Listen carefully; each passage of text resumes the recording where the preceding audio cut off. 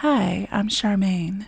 Welcome to the Love of Self podcast, where we delve into the emotional aspects of finding love for self. Today's topic is blind. Blindness, as a metaphor, is the sense that something is taking away from our emotional sight. There can be a need to decipher what's real and what's fake. There can be a need to see something that we just won't see because our emotions are in the way, because our ego can be in the way. Sometimes our mentality is in the way to the truth behind what is outside of what we want things to be. And I'm sure there's a point in all of our lives where we've been guilty of this in some way at some time period in life, where fear won't allow us to see something outside of what we want to be true. Our ego won't let us see something outside of how we want or believe things should look. And when we are guided in certain ways that help exasperate those ingrained emotions and thinking, it can be a hard mental momentum to get out of. Sometimes we would rather be blind than feel the heartache of the truth. Sometimes we would rather feel a certain way than know a certain thing outside of what makes us comfortable.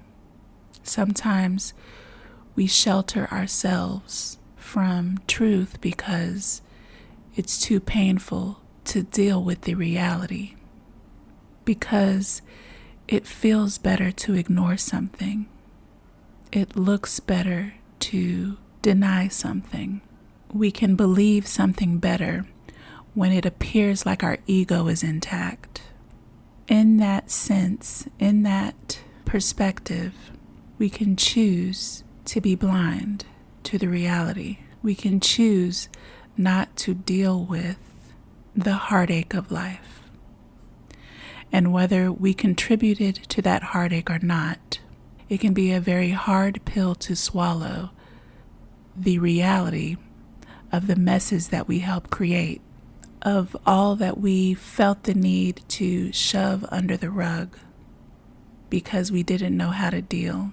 We didn't know how to push through the emotions that those things create within us.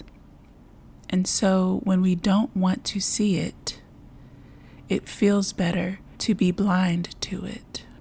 If I'm not dealing with it, I'm not feeling it. I don't justify its existence by acknowledging that it's there, that I had a contribution to something painful, or someone else had a contribution to my pain. And so I'd rather ignore, I'd rather shove it under the rug. I'd rather find a space to put this on the back burner and not deal with it, not reconcile with it. The blind spot that comes with that type of mentality is that we can often think that we've put something away, that we've taken care of it by not dealing with it, by forgetting about it, not realizing that it creates a mechanism within our behavior subconsciously.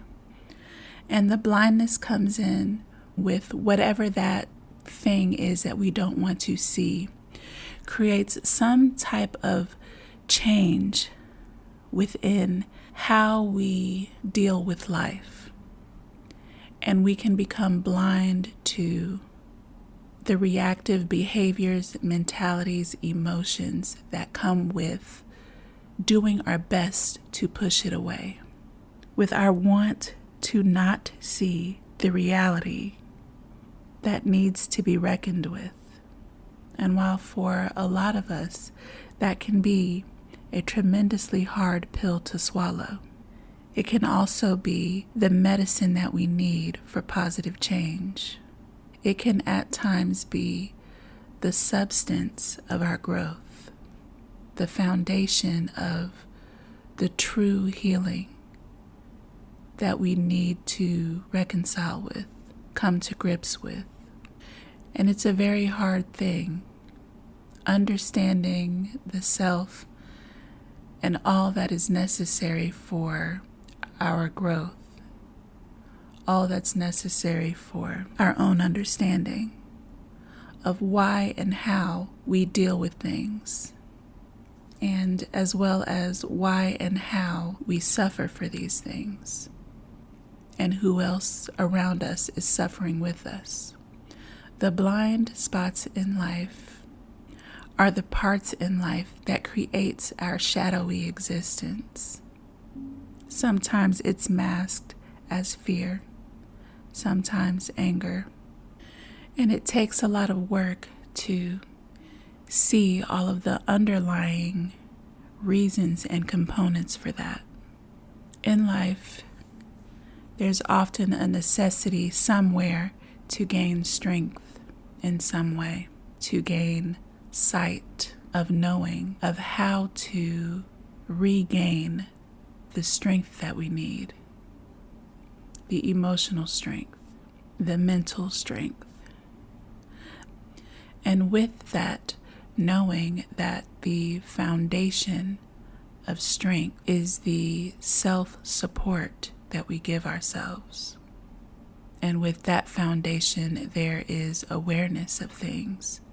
There is, at some level, an understanding of what movements are necessary for ourselves.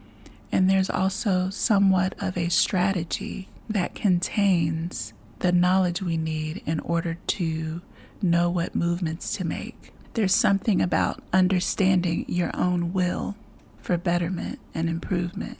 There is a necessary area of what we know we need to see, but just won't allow ourselves to do it. It's too painful. It's too dark. It's too humiliating, etc., etc. But knowing that this very thing that we blind ourselves from, of what we know is a missing healing component that must be reckoned with, are oftentimes the key to our emotional success, are often the key to the success and endurance of our emotional strength and mental well-being. Having the strength to see things for the truth that they are is key to our emotional sight and the understanding of what we need every day to see ourselves. I'd like to thank you for taking these few moments to listen to what I have to say. I greatly, greatly appreciate you. So, I'd like to ask you, do you know what you may be blind about? Can you see yourself looking into the blind spots in life, the parts in life that you refuse to look at?